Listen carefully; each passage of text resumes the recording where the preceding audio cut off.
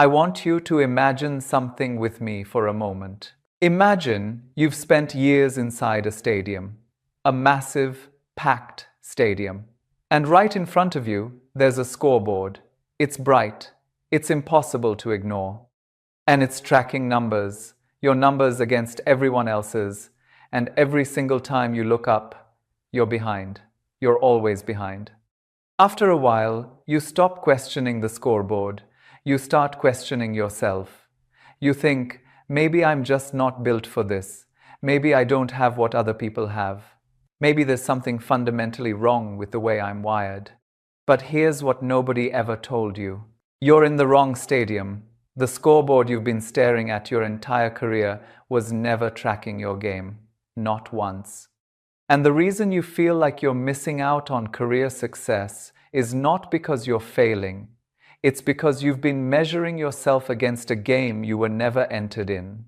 Your 10th house lord, one single placement in your birth chart, is the ticket stub that tells you which stadium is actually yours. And today, I'm going to walk you through all 12 possibilities, because one of them is going to change the way you see everything. You're not missing out. You never were. You've just been looking at the wrong scoreboard. I know why you're here tonight, and I don't say that lightly. You're not here because astrology is a fun hobby. You're here because there's something you've been carrying, something heavy, and you haven't been able to name it. This feeling that everyone around you is moving, building, arriving somewhere, and you're standing still, or worse, you're circling, putting in the effort but somehow ending up back where you started. You see it everywhere. The promotions on LinkedIn, the business launches, that person you went to school with who wasn't even that impressive, and now they're running a department or launching their second company, and you're sitting there at 11:30 at night wondering what you did wrong. And I know you do this. I know you scroll through other people's career updates in the dark, alone, feeling that ache you don't talk about, that quiet, corrosive whisper that says, when is it going to be my turn? And I know there's another thing you do. Late at night, when no one's around, you open your birth chart. You've screenshot it more than once. You zoom in on different houses, reading interpretation after interpretation, not because you need more information, but because you're looking for one that finally sees you. One that says, this is why your path looks the way it does, and it's not because you failed. And here's the part that makes it worse. You know you're capable. That's the cruelest part. If you were mediocre, you could make peace with it. But you're not mediocre. You've had flashes, moments where something clicked, where you were so in your element that time disappeared, where you said something in a meeting and the entire room went quiet in the good way. You've tasted what it feels like to be operating at your level. And then it faded, or the job changed, or the opportunity vanished before you could grab it. And now you're left with this impossible gap between who you know you are inside and what your life looks like from the outside. That gap is where your confidence goes to erode a little more each month. You feel it physically, that tightness behind your ribs when someone asks how work is going and you have to smile and say, it's fine. The weight in your shoulders that shows up every Sunday night. The specific exhaustion of performing competence when inside you're screaming that you were made for more than this. I need you to hear something, and I need you to really let it in. You've done nothing wrong. The problem was never your work ethic. It was never your talent. It was never your ambition or your follow-through or your timing. The problem is that you've been measuring all of those beautiful qualities against a definition of success that was never yours. The scoreboard most of us inherited tracks very specific things: job title, salary, speed of ascent. How impressive your answer sounds when someone at a dinner party asks, "So what do you do?" And if your version of success doesn't register on that particular board, you assume you're losing. You assume something is wrong with you. But what if your game doesn't use those metrics? What if your scoreboard tracks depth instead of speed? What if it measures creative fulfillment, or quiet mastery, or lives changed in ways that nobody posts about online? What if you've been accumulating points this whole time and you just couldn't see them because you were staring at the wrong screen? You're not behind. You're not broken. You've been reading someone else's map, and today we're going to find yours. Now let me show you exactly how to do that, because this is the key that changes everything. Your 10th house is the house of career, but that word doesn't do it justice. It's your public legacy. It's how the world sees you. It's what you're known for when you're not in the room. It's the mark you leave behind. But here's what most people miss. The deepest story isn't told by whatever planets are sitting inside your 10th house. It's told by the planet that rules the sign on your 10th house cusp. That planet is your 10th house lord. And the house it sits in tells you where your career energy actually lives. Not where you think it should live. Not where your parents hoped it would live. Where it actually lives. So here's what you need to do. Look at your birth chart. Find the sign on the cusp of your 10th house. Then find the planet that rules that sign. Aries is Mars. Taurus is Venus. Gemini is Mercury. Cancer is the Moon. Leo is the Sunday. Virgo is Mercury. Libra is Venus. Scorpio is Mars. Sagittarius is Jupiter. Capricorn is Saturn. Aquarius is Saturn. And Pisces is Jupiter. Now find which house that ruling planet sits in. That house is your arena. That's your stadium. Pause this if you need to. Take your time. I'm not going anywhere. And now we begin. If your 10th lord sits in the first house, your career is inseparable from your identity. You don't just do work, you are the work. You're the face, the brand, the energy that people hire before they even fully understand what you offer. And here's what your chart is revealing.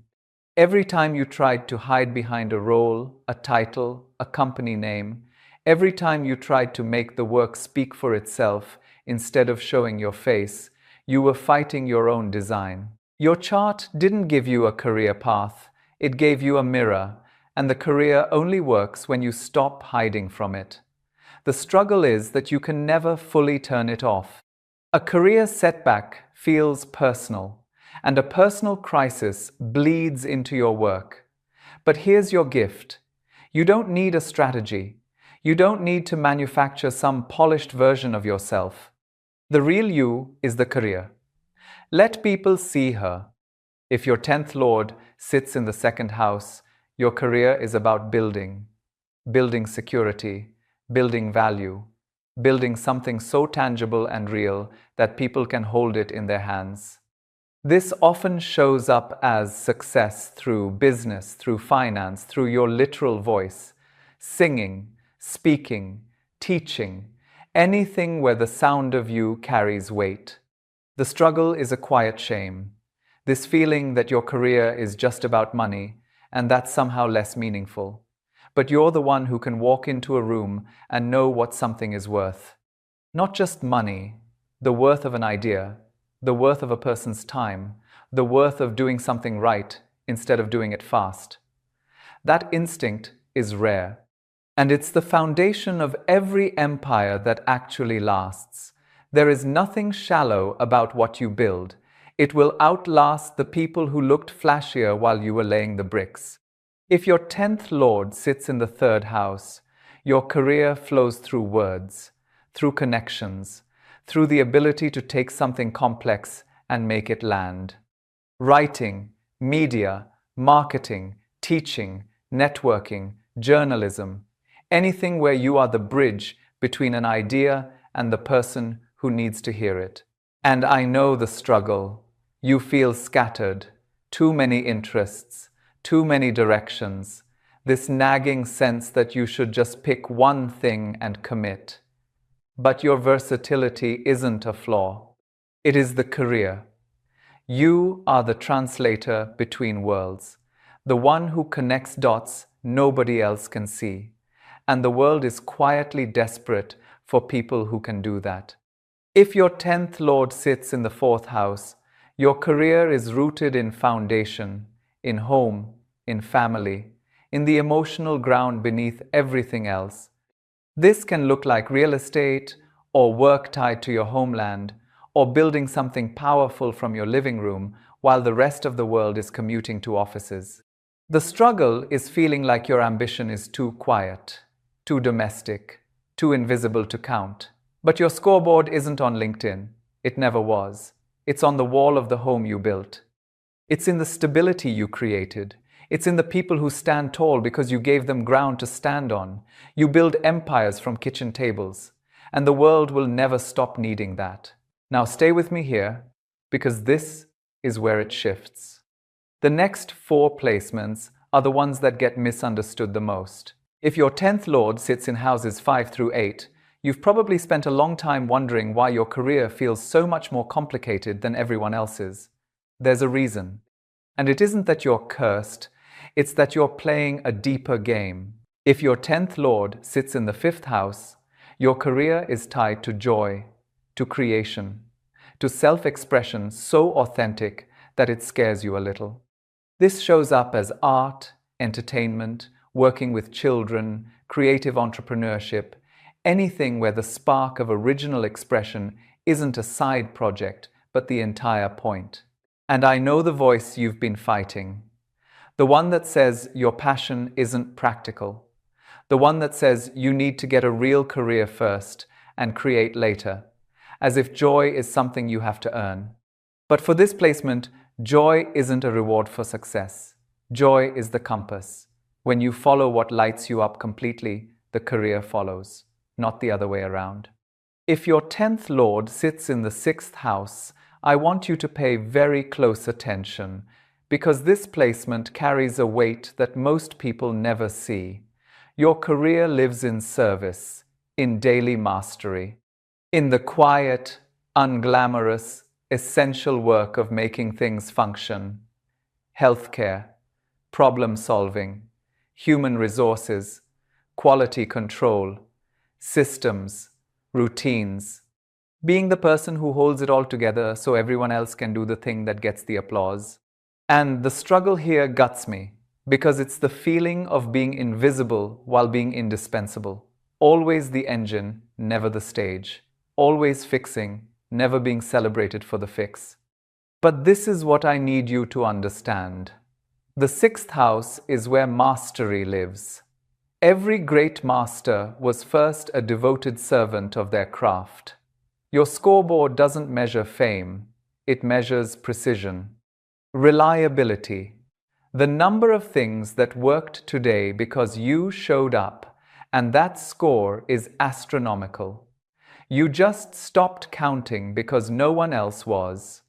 If your 10th Lord sits in the 7th house, your career activates through partnership, through collaboration, through the chemistry that happens when you sit across from one other person and something sparks. Law, counseling, diplomacy, business partnerships, any profession where the magic happens in the space between 2 people. And here's what your chart wants you to see. Your biggest career breakthroughs will always trace back to a person. A business partner who saw what you saw. A client who became a collaborator. A mentor who opened a door you didn't even know existed. That's not luck. That's your 10th Lord working exactly as designed. The struggle is feeling like you can't do it alone, and in a culture that worships the solo entrepreneur, that feels like weakness. I need you to hear how wrong that is. You are not weak for needing partnership. You are a duet, and duets create harmonies that solo performers can only dream of. Stop apologizing for the way you're wired to succeed. And if your 10th Lord sits in the 8th house, I want to slow down for this one. Because if this is your placement, your career hasn't just been difficult. It's been a series of earthquakes. The 8th house rules transformation, crisis, shared resources, psychology, the taboo, everything hidden beneath the surface. When your career Lord lives here, your professional life doesn't follow a straight line. It spirals. There are endings that don't make sense. industries that collapse around you, roles that evaporate overnight, moments where you're standing in the rubble wondering how you ended up starting over again. And I know how tired you are. I know the specific exhaustion of rebuilding when you thought you were finally done building. But here's the part that matters. Your scoreboard resets. That's the nature of the eighth house. But every single time it resets, your capacity doubles. You are not starting over, you are leveling up. And the game you're playing doesn't even have a scoreboard the rest of the world can read. You are the one who walks into the room, everyone else just left. You sit with crisis. You hold complexity. You go where it's dark, and you do the work nobody else has the stomach for. Psychology, investigation, transformation, healing the wounds that people don't even want to name. If your professional life has felt like a series of deaths and rebirths, that is not failure. That is your pattern of becoming. And each ending didn't break you. It forged you into someone more powerful than the version that came before. If that hit you, sit with it for a moment before we continue. And now, the final 4 placements. If your 10th Lord sits in houses 9 through 12, there is a quality to your career that stretches beyond the conventional. Something in your professional path is always reaching towards something larger. If your 10th Lord sits in the 9th house, your career is tied to expansion. Higher education, philosophy, travel, foreign cultures, publishing, law, spiritual wisdom. You're the eternal student who becomes the teacher, the one who can't stop seeking truth and then burning to share it. The struggle is restlessness. No single career path can hold you. And I know you've looked at your resume and thought it looks chaotic. Too many industries, too many countries, too many pivots. But read it again, because what you're looking at isn't confusion. It's the map of someone who refuses to stop growing. And that map is your legacy. If your 10th Lord sits in the 10th house, the Lord is home. Career and public identity are powerfully amplified. There is natural authority here, natural command. People take you seriously without you having to fight for it. But the weight of this placement is the pressure. The relentless, crushing expectation to perform at the highest level, always, visibly, perfectly. And here's the part nobody talks about. When your career is the most visible thing about you, failure becomes public. Every stumble has an audience. And the fear of that audience can freeze you in place, performing excellence while feeling like a fraud underneath it. I see you in that. Your gift is command. Your work is remembering that your worth doesn't require a stage. If your 10th Lord sits in the 11th house, your career flows through community, through networks, through causes larger than any single person. Technology, innovation, humanitarian work, social systems, movements. The struggle is that your ambitions feel too big, too idealistic, too impossible for the people around you to understand. But you were never built for small individual success. You were designed to change the system. And the fact that your vision is bigger than most people can hold doesn't make you naive. It makes you necessary. You haven't found your people yet, but you will. And if your 10th Lord sits in the 12th house, I saved this one for last, on purpose. Because if this is you, you've probably felt more invisible in your career than anyone else watching this tonight. The 12th house governs everything hidden: isolation, spirituality, foreign lands, institutions, the unconscious. When your career Lord sits here, your work happens behind closed doors, in hospitals, in ashrams, in countries far from where you started, in creative spaces where you're channeling something you can barely name, something that moves through you more than it comes from you, and the world doesn't see it. Your contributions don't get credited. Your name doesn't make the list. And I know how much that costs you. To give everything to your work and receive no applause. To build something meaningful in a room where nobody's watching. But I need you to hear this. And I don't mean casually. I mean stop what you're doing and hear this. The 12th house is where the ego dissolves. And some souls chose to come here and do work that was never about personal recognition. Your career serves something so much larger than your name. That isn't a punishment. That is the highest calling in this entire zodiac. The fact that you struggle with visibility isn't a flaw in your chart. It's a sign that your work transcends the individual self.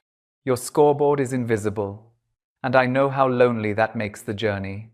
But the people who keep showing up without applause, without credit, without anyone fully understanding what they do, those are the people who change everything, quietly, permanently, in ways that history doesn't always record, but humanity always feels. Now I want you to sit with something for a moment. Think about every time you looked at someone else's career and felt that ache, that when is it my turn feeling. Think about every time you questioned your intelligence, your drive, your worth, because your professional life didn't match the picture you thought it should by now.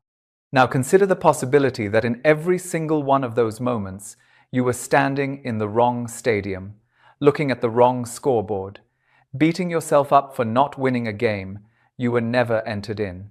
You weren't failing, you weren't falling behind. You were in the wrong building. And the fact that you're here tonight, watching this, looking at your chart, asking what is my 10th Lord trying to tell me, that is you finally walking through the right door, finding your stadium for the first time. And when you look up at this scoreboard, the one that actually tracks your game, you're going to be surprised by what you see. Because some of you haven't been losing.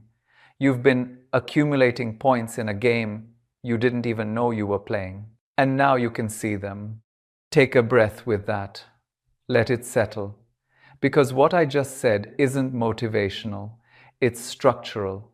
It's the architecture of your chart. And once you see it, you can't unsee it.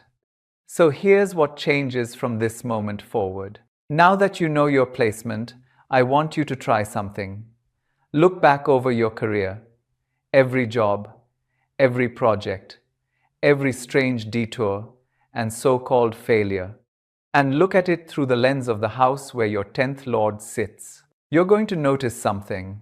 Those moments that felt like wrong turns, they were redirections. Your chart was pulling you toward your actual arena, and you kept resisting because it didn't look like what you thought success was supposed to look like. But it was always guiding you, even when it hurt. And I want you to stay with that for a moment. All those years of confusion weren't wasted. They were training. Your chart teaching you what doesn't fit so you could finally recognize what does. And now you know. From here, this knowledge changes how you choose. You stop chasing roles that look impressive on someone else's scoreboard. You start asking a different question. Not is this prestigious, but does this feed my arena? Does this match the house where my career energy actually lives? When you start choosing from that place, something subtle but permanent begins to shift. Things that were stuck begin to move. Not because the universe suddenly decided to reward you, but because you stopped trying to walk through walls and found the actual door. What I've shared tonight is one layer. Your 10th Lord's placement is the foundation, but the full picture includes the sign it's in, the aspects it makes to other planets, and the transits currently activating it. Each of those adds depth. But this is where it starts, and now you have it. So here is what I want you to carry out of this. Tonight or tomorrow, whenever it feels right, ask yourself one question. When in my life have I felt most alive in my work? Not most successful by anyone else's measure. Most alive, most in flow, most like myself. And then look at the house where your 10th Lord sits. The connection will be there. It always is. And if your career feels like it's in a difficult season right now, if things are stalling or falling apart or making no sense, consider that this is not destruction. It's renovation. Your chart rearranging the furniture. It's uncomfortable because you can't see the blueprint yet, but you're holding a piece of it now. And that is more than you had 25 minutes ago. Sit with it, let it land, and watch what shifts in the days ahead. Before I let you go, you clicked on this video tonight, at this exact moment in your life. And that wasn't random. Something in you was ready to stop staring at someone else's scoreboard and find your own. And you followed that instinct. Trust it. It led you here. It will keep leading you. Drop your 10th Lord placement in the comments. Tell me which house. Tell me if it hit. I read every single one, and I want to hear where your career energy lives. And if there's someone in your life who's been beating themselves up about their career, someone you love who can't seem to see in themselves what you see so clearly, send them this tonight. Sometimes the thing we need most isn't advice. It's for someone to hand us the right map. So the next time that voice in your head whispers you're missing out, and it will, because old habits don't die in one night, I want you to remember what you heard here. You're not missing out. You were never missing out. You were just in the wrong stadium. Now you know where yours is. Go play your game, check your own scoreboard, and trust that the score is higher than you think.